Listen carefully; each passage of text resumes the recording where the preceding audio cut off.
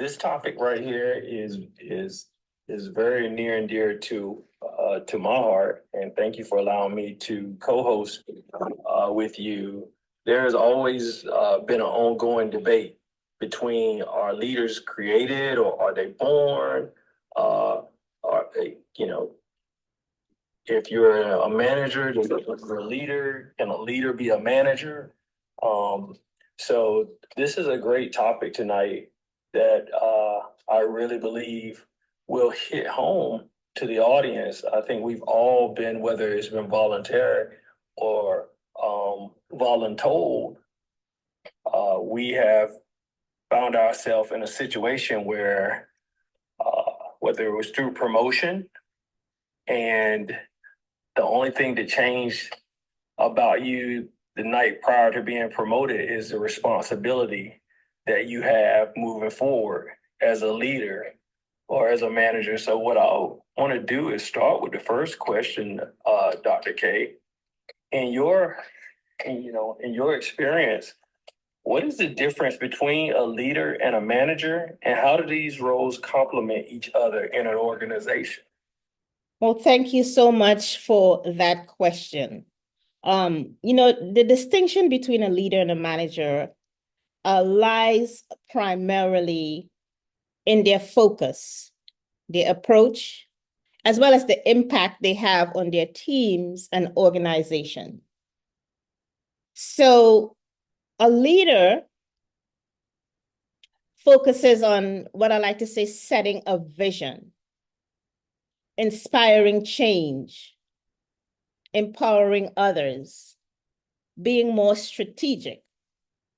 While a manager, conversely, tend to focus more on execution of the task, ensuring there is efficiency in the processes, maintaining that stability.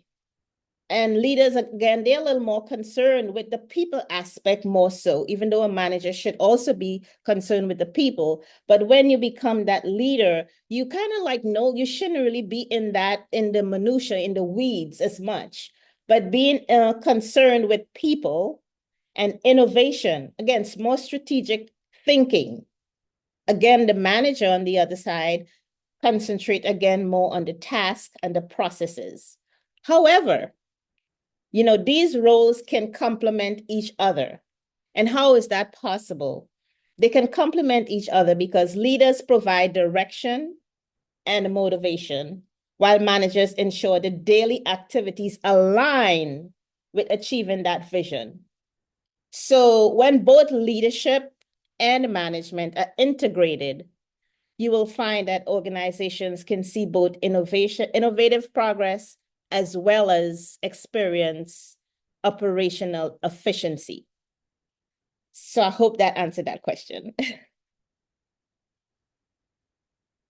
Yes, that was a great answer, Dr. Capel. The leader sets the vision, and the manager is ensuring that tasks are fulfilled.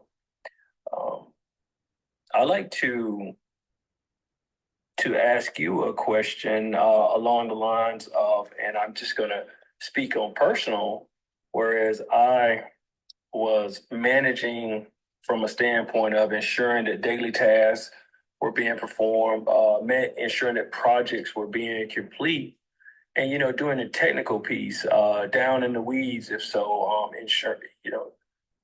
But once I was promoted to a leadership position, it made me question: can someone be both a manager and a leader at the same time? And for someone stepping into a new leadership role or into a leadership role, what qualities are necessary to succeed in both roles if you are required to juggle the manager and leadership role? Well, again, you're gonna have that double edge, right? So you're gonna be focusing on the tasking, and it could be a little difficult, although it could be aligned, because you have to be more on the operational side, what I like to call working in the business. right? The operational, the technical. But when you start being in that leadership role and you become more visionary, you focus more on the long-term planning, you focus more on the, that innovation and visionary strategic thinking and planning. It's much better when you see yourself more as a leader. And then it would be important then maybe that your person right under you, maybe an assistant or something, who can kind of focus more in the minutia, because what you may find yourself doing is working one level down at times, because you're still going to be going back and being in the weeds and in the minutia of things. And sometimes you miss the mark, really leading the people the way the focusing on the people aspect, because there's so much going on in the operational. I hope that answered your question.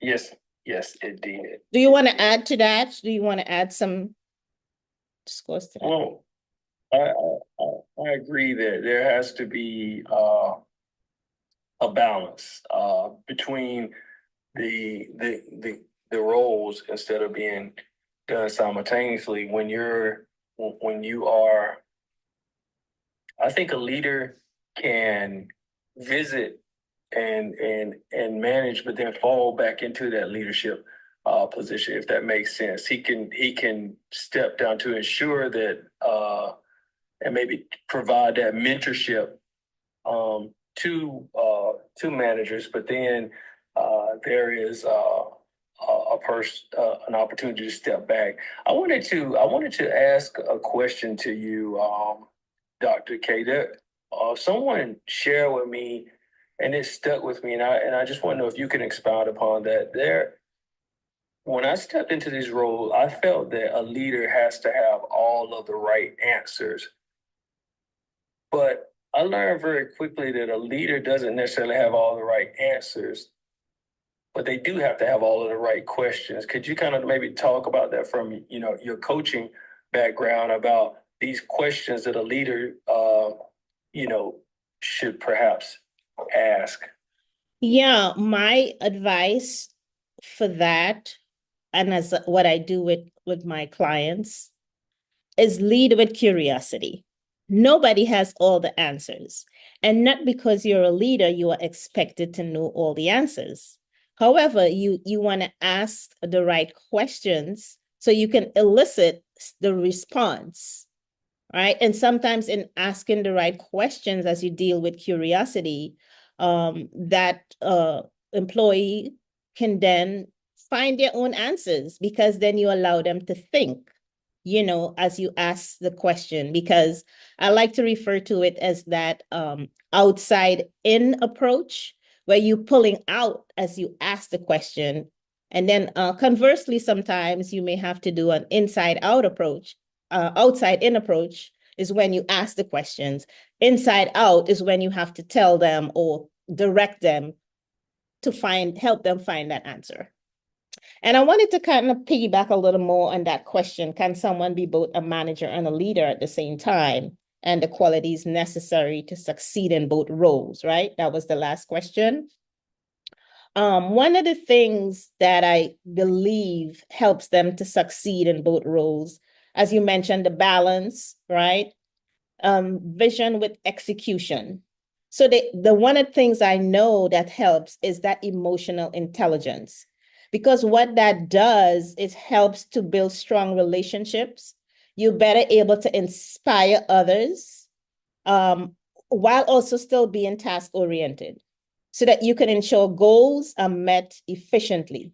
So that definitely needs the balancing piece of it, correct? And then the innovation piece.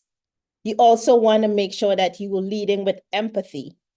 And then you're also able to motivate the employees or the team.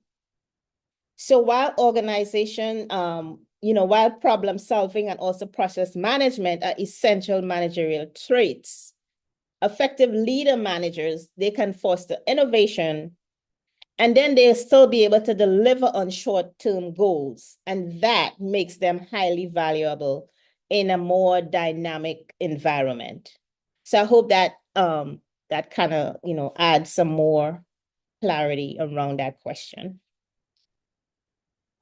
Yes, it does. And I want to thank Brian and John and Joyce for joining on the call. Thank you. Thank you so much. Thank you to everyone who is here tonight. Is taking place in this conversation. Before we move on, Dr. Capel, you mentioned something about emotional. Thank you, Philip. Philip, thank you for joining the call. Uh, Dr. Capel, this is a new, maybe new, from the standpoint of a leadership. Whereas, could you talk more about when you speak of this emotional intelligence? Because what I found, and I'm just speaking from my background, and it was my technical expertise that allowed me to be in a leadership. One would say maybe your IQ or your technical competency to do your job. But where does emotional intelligence fall into that? Because I often hear the term that companies are valuing leaders who demonstrate more of EQ over IQ. Now, and I didn't want to go past that without maybe talking about how that plays a role in the new way of leading, if that makes sense. Absolutely. Leading in this, as they call it, modern landscape, where emotional intelligence is becoming very huge, right? Being able to manage your emotion and that of others, having that emotional regulation. And one of the things in emotional intelligence is understanding how to leverage empathy. Because what I'm finding is a lot of leaders are over leveraging empathy, and it's kind of bleeding over into compassion, which is not what it should do. So not being empathetic, thereby when you become more emotionally intelligent, you then are able to look at the team and create that psychological safety uh, for your team as well. So when you are that leader and manager and you kind of act in those two roles, you want to ensure that you having that balance, making sure you emotionally intelligent because you have to manage, the conflicts that may come up. Are you giving feedback correctly? There's a lot to balance there. And empathy is huge, as I say, a leadership quality that is huge right now that most organizations, as well as employees, are seeking leaders who are highly emotionally intelligent. Thank you, Dr. K. So if I'm hearing you right, because one of the things that I often find is confusing is and maybe you can add some clarity to this. Um, there is a big difference between being empathetic and sympathetic. When it comes to a leader, it's okay to be empathetic, but can you maybe talk to the thank you, Ernest, for joining. Can maybe you talk about how leaders sometimes confuse those terms to where there's a thin line between empathy and sympathy? Yeah, I mean, being sympathetic more is, feeling that way. I'll give an example. Maybe someone may have lost someone, and you want to kind of be in that consoling place. And sometimes I think what they confuse it more so with is the compassion piece of it. And then they can turn into yes leaders where they don't say no, but they say yes to everything, and then they end up taking on a little too much. And that can then bleed into the burnout because they don't know how to say no. But when you become an empathetic leader, it's like, I understand where you're coming from. How can I support you? It is more of that understanding role, creating that safe space for people to be able to speak to different things and without feeling they have the fear of retribution, right? Having that safe space for employees to be. Because when you become too compassionate, you tend to be a rescuer of your people, right? Because when there's too much compassion, you rescue them, and that's when you take on more, or you get to that place where I don't really want to delegate to them because I feel I'm giving people my work. And that's a whole nother discussion, right? understanding that delegation is more collaboration, right? If you don't delegate, you're doing an injustice to your team because you're not allowing them to grow.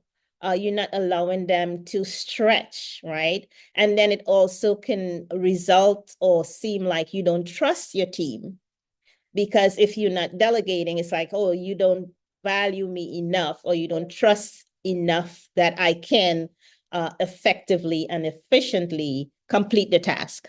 So it kind of bleeds into a lot of different areas, but understanding that you are not a rescuer of your people, you're there to lead your people. And there may be times you may have to chip in, but avoid working that level down. That happens a whole lot of time, especially with new leaders who get promoted. They still continue to work that level down because they're comfortable in that old position. So just being mindful of that and knowing burnout is real. I can't express it enough. So you want to know how to effectively delegate and what not to delegate as well, but how to do that delegation effectively. Okay. Thank you, Dr. Kapil, and thank you, Peter, for joining us, and Toby, he joined us briefly. Thank you. If maybe I could get a thumbs up from the group of how many are acting in leadership roles or have uh, been in a leadership role in the past. If I get a thumbs up or a heart emoji. All right, Don, Ernest, okay, John. So we have a lot of Brian. Okay, great. So a lot of you, Dr. K. One of the things that I often hear when I discuss leadership with people is, well, I'm not in charge of anyone, so I'm not a leader. I can't be a leader. I can only lead if I am, in charge of someone, or I have a group that I oversee. But could you speak to the topic of self-leadership, and why is self-leadership important for personal and professional growth, and how one can start practicing it effectively before they move into a role which requires them to manage others? One of the things I say is before anyone can lead, they need to learn how to lead themselves, right? So a lot of times you may talk to an emerging leader and they don't really have direct reports and they're like, well, I'm not a leader. But we first have to start leading self. When you learn how to lead self, then it's a lot easier to lead others. So what a self-leadership does, it enhances decision-making skills, right? It helps, it encourages clarity of purpose. It also creates intentionality. So self-leaders, what they understand that their goals and their values, they understand what those are because it helps them to make informed and aligned decisions. Additionally, they also develop what? Emotional intelligence. There we go again, right? They develop that emotional intelligence to help motivate themselves, understand, how to manage those emotions as they lead themselves. And also they have to develop some self-discipline, because what that does, it enables them to remain calm and focused under pressure. So one of the qualities of when you're showing up with executive presence is, I like to call it grace under fire. How do you manage under pressure and not allow the team to see you look all frazzled? Leading to make better choices. So in this changing environment that we're in, self-leadership is more adaptable because what? You are grounded in self-awareness, which is like the top competency when it comes to emotional intelligence. How self-aware are you? And then it also helps you to practice continuous learning, because you want to stay relevant as a leader, whether it's self-leadership or leading others. You want to stay relevant within your career space. You want to also become adaptable. because what that does, it helps you to adjust quickly, right? You want to have more of an agile mindset. It helps you to pivot quickly to new challenges. It also makes you more resilient when uncertainty shows up. You are more resilient. So those are some of the things that that whole self-leadership can help with, because so it's really, really important to first be able to lead yourself, because it helps you to take responsibility for your actions, to be more proactive in your decision making, to strive for, growth and improvement. So all of those things are important. Understanding and learning how to be accountable and how to take ownership for your actions, for your decisions, and even the results that you get. So when you have more self-leadership, you don't really wait for external guidance or motivation, but self-leaders take that ownership of their path, of the trajectory that they want to be on, and they also actively seek solutions to the challenges that they may confront. Over to you. Okay. Yeah, no, thank you. Thank you for sharing. And I agree with the emotional intelligence. It is a part of everything we do. Before we move on from the self-leadership, I'd like to know what you think as far as someone who is an emerging leader, or just you know they have not officially been put in charge of others, but how does mastering this self leadership allow them to maybe scale the qualities that are required in that position? For example, organization or time management. You know, if what we say about self leadership is uh, important, how does starting with yourself when it comes to time management or communication uh, maybe allow you to scale it up when you start to manage others? It's kind of almost how you do anything is how you do everything. Absolutely. Because I think, when you are an emerging leader, many times some of the clients that come, they don't yet have direct reports. And it's like, well, I'm not a leader. And I'm like, well, you aspiring to lead a team one day. So now is the best time when you don't have direct reports, is the best time to ensure that you are honing those skills. Because to be an emerging leader and have direct reports under you is kind of like a double-edged sword, because you're trying to learn this new role as well as trying to lead people. So when someone does not yet have direct reports, an emerging, or some, you might even be a mid-level leader, this is the best time to make sure that you master self-leadership, because some of those same skill set gets transferred when you start to lead others. Time management is huge, because if you have a team that you're leading and you still have projects that you are working on and you don't know how to manage your time effectively, then that can cause issues, right? Deliverables not being met in a timely manner, not being able to follow through on what your team might be looking for.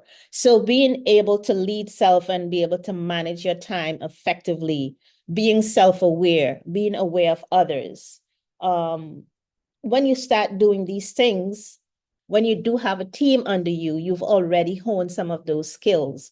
So it's just about then putting them into action, as opposed to waiting until you get maybe promoted into that position and now trying to learn all of these new skills.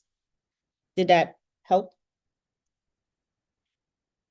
Yes, that helped a lot. Thank you, Clement. Thank you for joining. Thank you for joining the call. Uh, one of the as we transition, Dr. K, I want to talk to you about this new work environment, more so where you have the Gen Zs, you have the millennials, you have the boomers, and everyone, start sort of colliding and maybe being more confrontational than collaborative. But how does self-leadership contribute to better decision making and being more agile or adaptable in a changing work environment? As we know, the work environment is ever changing. But how does mastering this self-leadership help you to improve your decision making in that environment? Thank you for that question. If this is helping you in any way, just give me a thumbs up so I know I'm not just here babbling. If this is helping you and getting something out of it, give me a heart, give me a thumbs up, something if you can hear me. So I know that, you are benefiting. Thank you, Clarissa. Thank you, Dawn. Thank you, Brian, John. Thank you so much. Frederick. Thank you. I just want to ensure that, that this is helping someone in some way.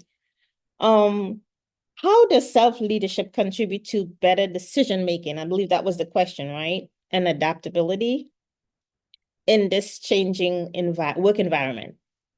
Yes, that's Self-leadership, what it does, it enhances our decision-making by encouraging clarity of purpose and intentionality, right?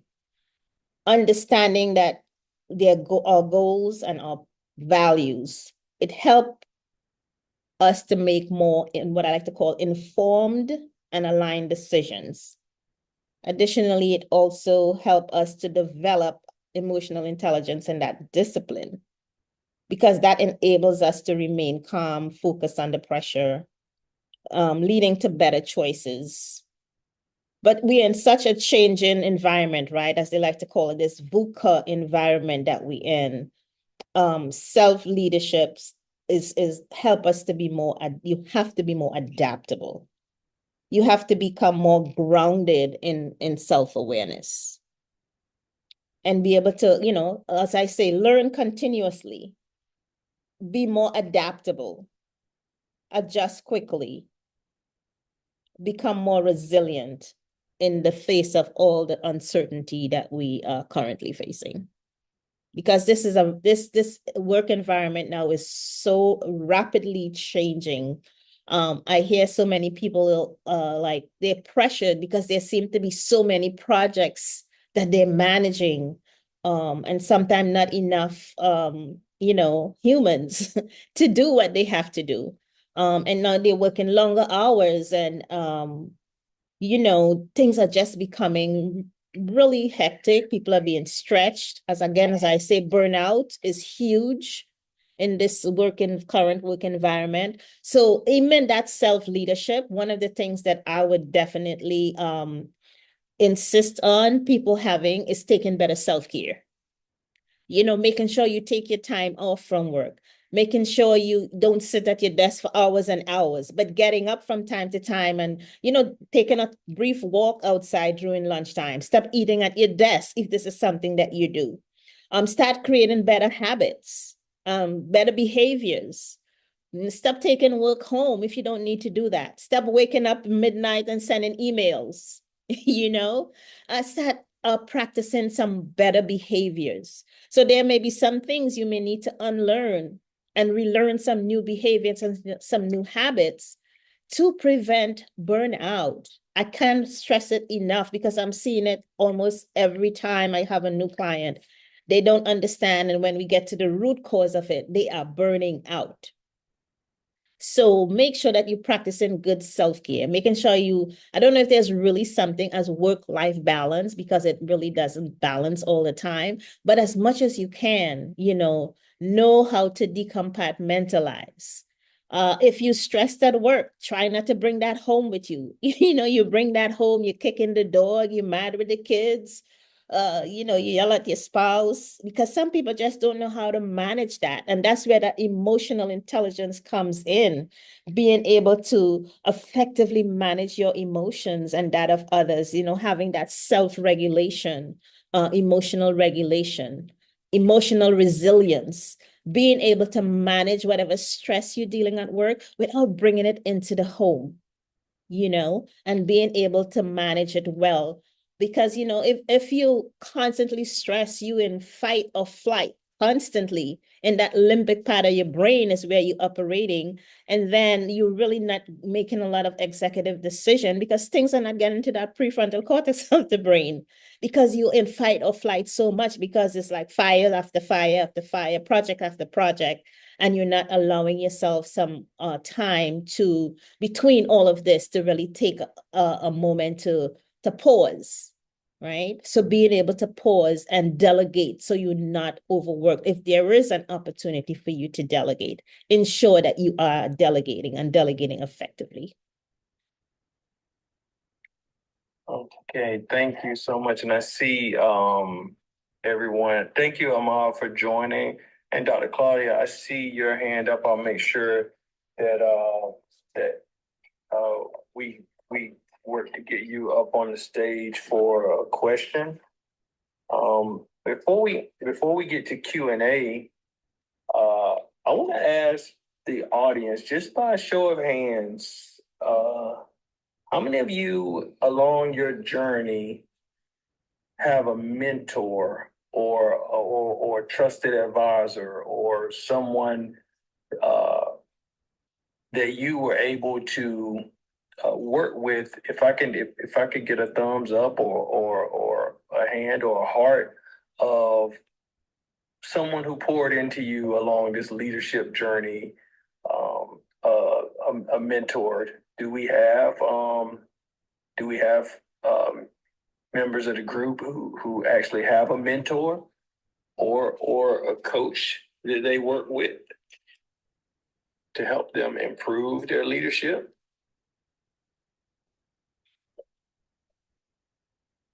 Wow, no one have a coach? No one have a mentor? Okay, John. Yes, so John is okay. So John, so that's great, but that's great. So since we don't have, I see Dr. Claudia gave me the thumbs up. But for the rest of you, and thank you, Regina, for joining. Frederick, thank you. Dr. K, could you speak to one, the misconception of what a coach maybe does, and what are the benefits of having a coach on this leadership journey, whether it's self-leadership or whether you are managing groups?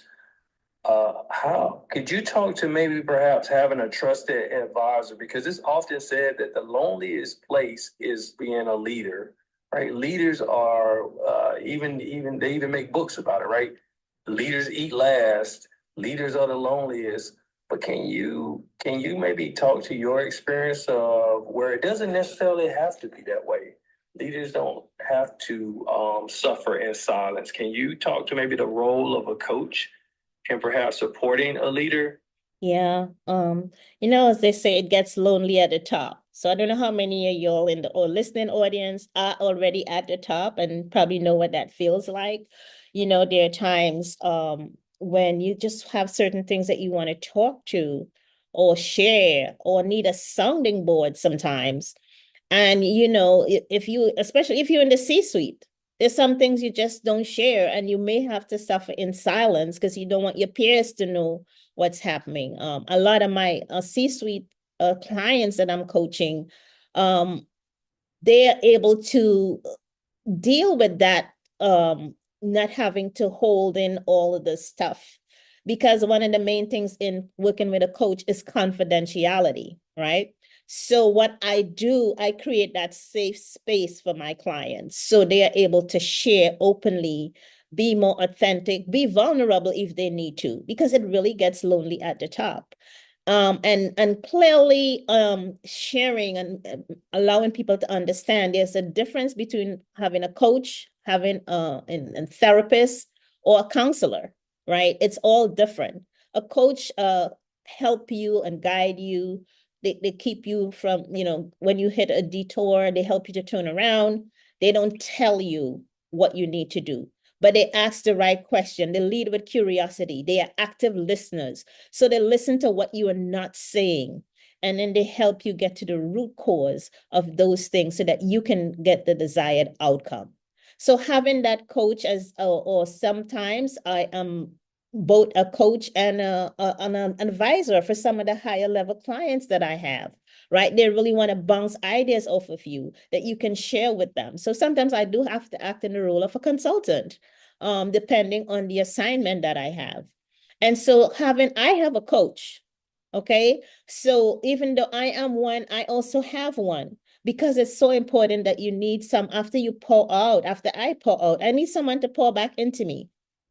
I need someone who can help keep me accountable. And so a lot of times people run away when they hear coach. Oh no, I don't need that. But guess what? Serena Williams have a coach, right? When she was in the game. Simone Biles have a coach. Michael Jordan had a coach.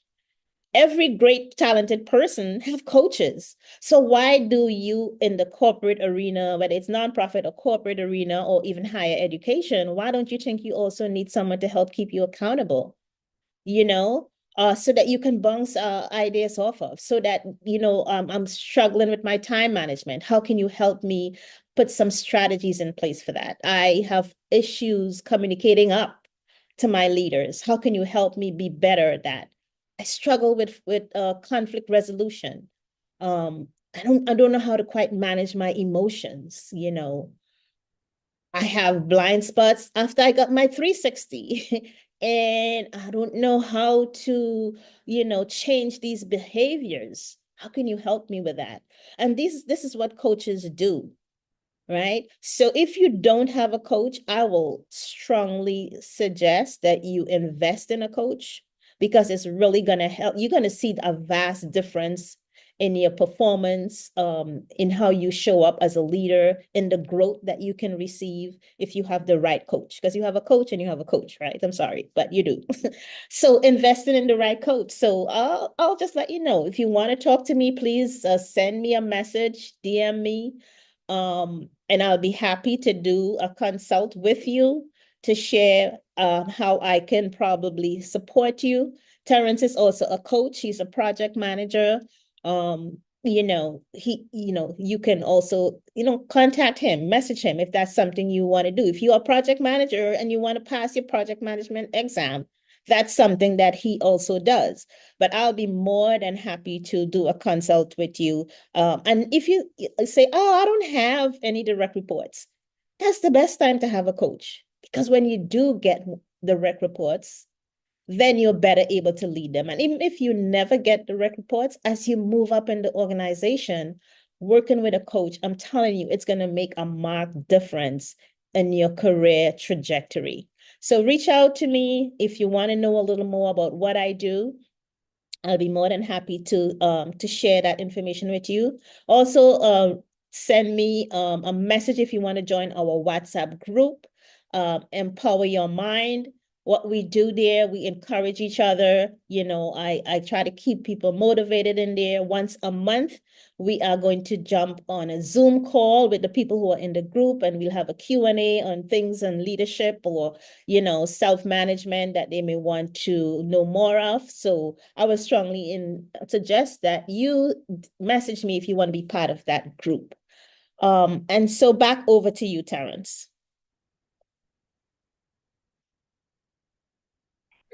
Yes. Thank you. Thank you, Dr. K, for sharing that, Dr. Capel. I appreciate that. And before we get to our last question, I just want to touch more on the coaching piece of where it's an investment, right? Oftentimes, as leaders, we spend most of our times pouring out. We pour out to others. We pour out to our families. We pour out to uh, everyone else in the organization, uh, and they get a return on investment from us. But I think that a piece that we often miss as leaders is that we deserve to be poured into. Also, are you investing in yourself, right? It's important as leaders that you continue to grow, continue to learn, continue to challenge yourself. And what I found from a coaching standpoint is that uh, the coach has challenged my assumptions. I've been able to bounce ideas and they've asked questions. So, before we move on to the last question, uh, Dr. K, and I know that this is off the path a little bit, but can you can maybe you affirm that as a leader you are we often see ourselves as not worthy of having a coach or we invest in others, but can you speak to maybe the return on investment or that we deserve as leaders, giving ourselves permission to grow as a portion of being a leader? Yeah, I think it's extremely important to invest in yourself, right? As Terrence mentioned, you invest in everyone else, right? We invest in our homes, we invest in our cars, in the ladies, maybe a designer bag, um, the guys, a fancy car, the ones who like cars. But how often do you invest in you?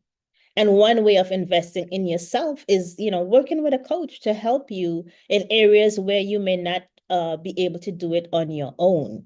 So sometimes we have to spend some money on ourselves. I have spent loads of money on myself working with other, coaches, and taking different, type of development courses. So learn to begin to invest in yourself. It's extremely important that you do invest in yourself, and it costs, everything don't some people's like, oh, I'll just get a mentor. And a mentor is someone who can hold your hand and pretty much share with you their experiences, but a coach can take you to the next level. I have many of my clients who got promoted because you help them to see things through some different lens. So just, don't confuse the two and say, well, I have a mentor. And it's great to have a mentor. But if you feel like you want to develop further, I will definitely encourage you to find a good coach. Um, I know Dr. Claudia had her hands up. Dr. Claudia, if you still want to come up to the stage, could you raise your hand so we can bring you up, or anyone else? We're getting close to the top of the hour. So I'll answer the last question, and anyone who wants to come up with a comment or a question, they can raise their hand and we will bring you up.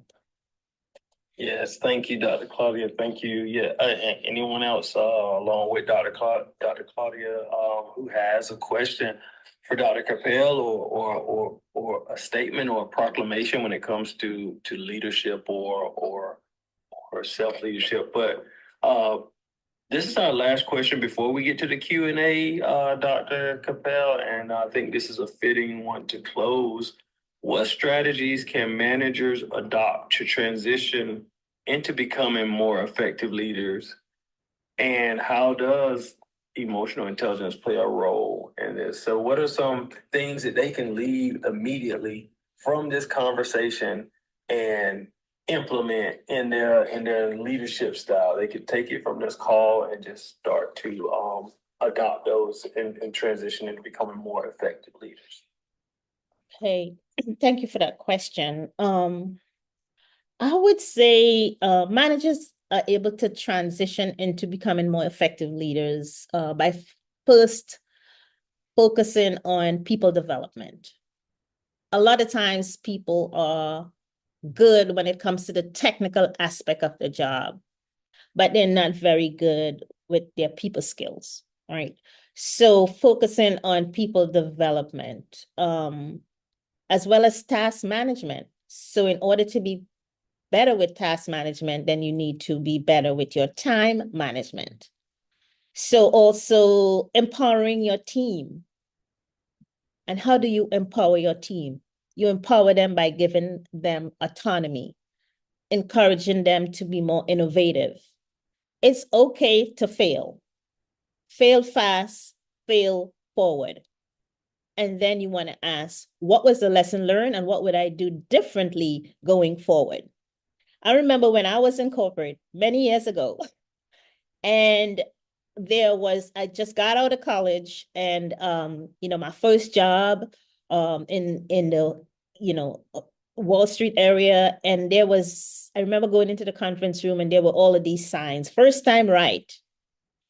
And I was like petrified, like, oh my God, can I make an error here? I'm not saying you should be careless and make errors, but sometimes, projects don't go as planned. And you want to make sure that if somebody has to fail, they fail fast and they fail forward. And again, what was the lesson learned and what are you going to do differently going forward? So you want to be able to empower that team, as I say, give them autonomy. The next strategy I would advise is communication.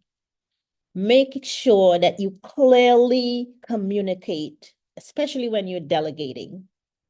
Clearly communicate to your team, because sometimes if they don't feel psychologically safe, they may yes you to death and then go back to their desk and suffer in silence because they didn't clearly understand what they had to do with the task that was assigned. You want to align daily tasks with broader organizational goals. Stretch them, stretch the team.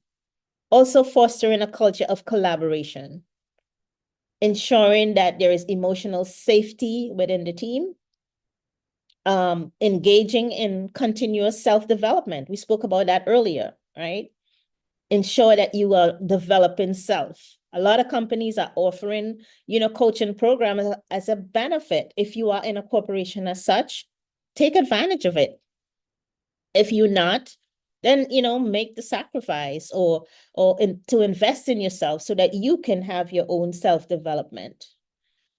You want to be able to build leadership qualities such as creativity, empathy, being more strategic with your thinking. So most of the times leaders work, as I say, in the business. So they're in the operational, they're in the technical, great with that. But what I'm seeing with a lot of the clients that are coming through is companies are now wanting them to be more in the working on the business. So that's being more strategic, right? More strategic. And the biggest one is emotional intelligence. Again, it plays a very critical role in transitioning because what it does, it enables managers to understand and manage their own emotions first. It also helps them to recognize and to respond to the emotions of others. And then this creates an environment, an environment of trust. It helps to boost the team's morale. It also helps to foster what I like to call a sense of shared purpose. And these are all essential for effective leadership. So just being able to understand all of those things, it really helps. Over to you, Terrence. Thank you so much for those. And Dr. Coker, thank you so much for coming up on the stage. If you could unmute and please share with us. Thank you.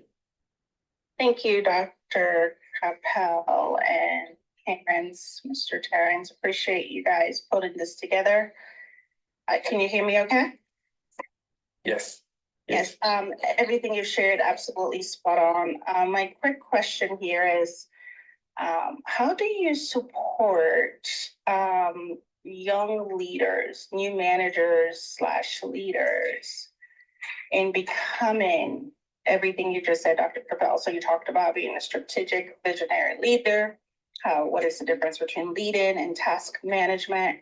And in some of our technical fields, we find ourselves with coaching and supporting leaders that grew up in ranks, right? So this technical thing, you've been here 5 years, you applied for the director role, you got the role, but it never really learn the soft skills that you've eloquently highlighted. How are some ways or recommendations you have to help these technical SMEs or thrust into leadership build the emotional intelligence and all of the extra acumen that you just shared? Thank you. Well, thanks for that question. Well, to be very honest with you, Dr. Coker, you need a coach. Okay, because that's one of being in the organization, unless they're bringing in some type of training and development in the company, it can be a little difficult to really learn these things on your own. So or having a really good mentor in the organization.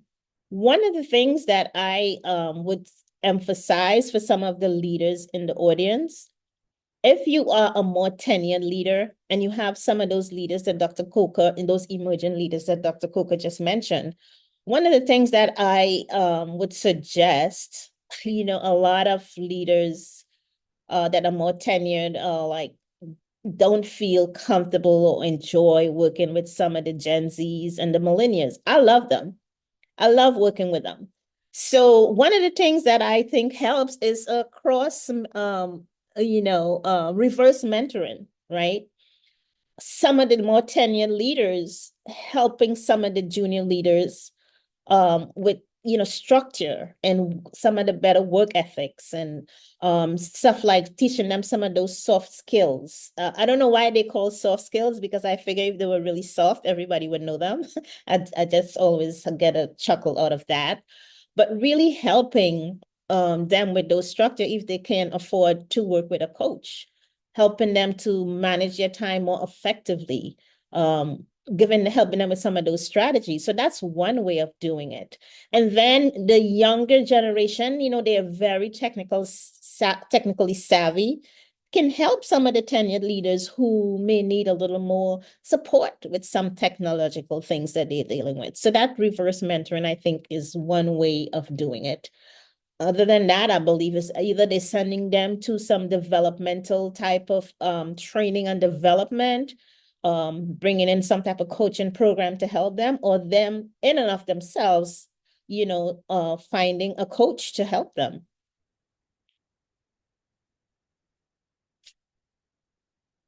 Dr. Coker, over to you. Oh, thank you very much. I think that is spot on. I like the concept of reverse mentoring and being able to leverage the more tenured leaders to now shepherd the emerging leaders and making that part of the strategy, I think. Thank you. You're welcome. Thank you. Yeah, thank you for that answer. Thank you for that question, Dr. Coker, and also thank you for that answer, Dr. Capel. And as we wrap up, one thing that I want to share as leaders, and there was a book. We had to start with the why. And I know that in the past, the leadership style was do as I say, not to ask many questions. But as we operate in an ever-changing landscape, then our leadership style has to be adaptable and flexible and agile as we move into that. And then closing, before we wrap up, Dr. K, could you just maybe speak to this new because and the reason I ask this, and maybe this is personal, I keep hearing about this opposition between the new generation and the young generation versus the collaboration, whereas this new generation needs to know the why. Is that bad from a leadership standpoint, Dr. Capel, or is that an old style of leadership, the do as I say, versus being able to explain the why? Oh, no, I'm not. I don't see any issues with it. It's what's needed right now, right? That command and control style of leadership is becoming more dinosaur. So if you are still operating under that, I would quickly advise you to start adapting, becoming more emotionally intelligent, being able to create more psychological safety among your team so they don't feel like afraid to share, new ideas or things that they may not feel safe or happy about, that they can do it without a fear of retribution. So really, that style of leadership is not really warranted in the workplace right now, right? And asking the why. We raised this generation of Gen Zs and millennials, they were raised to ask why. Well, why? When I was growing up, you can really ask why too much, right? You do as I say. But my kids, they ask me why all the time. They're young adults now, right? And before, as they were growing up, because The thing I've learned with this knowing the why of things. I think when people know the why they're doing something, or why something is being changed in the workplace, then the resistance to change becomes less because they understand why they're doing something, and it's not things are changing or being done differently. They understand why it's being done. And when they do understand that why, it really helps to alleviate some of that resistance to whatever that change is that is being done throughout the organization. So having that culture where, it's okay to ask questions, it's okay to speak up, with respect, of course, it really caused the culture to be better because when there's a culture where people don't feel left out, they feel they belong, because you want to, if you feel that you belong in a culture, it just helps you to be more comfortable to share. It keeps the morale up. People feel valued, they feel appreciated. And if you are in fact a leader, remember to thank your people, remember to appreciate your people. Remember to celebrate little wins with them, right? Last week we spoke about, not waiting until the end of a project to celebrate, but celebrate small progress along the way. So remember to thank your people, remember to appreciate your people. These things are really important with this workforce, and wanting to, to get rid of that gap, that divide between the different generations in the workforce, and cause more collaboration. These are some of the things I like to call like reaching over the aisle, and getting to understand that generation, and how they, how they think, and you being able to share some things with them to help them to have more structure, better work ethics. I think those things are really important.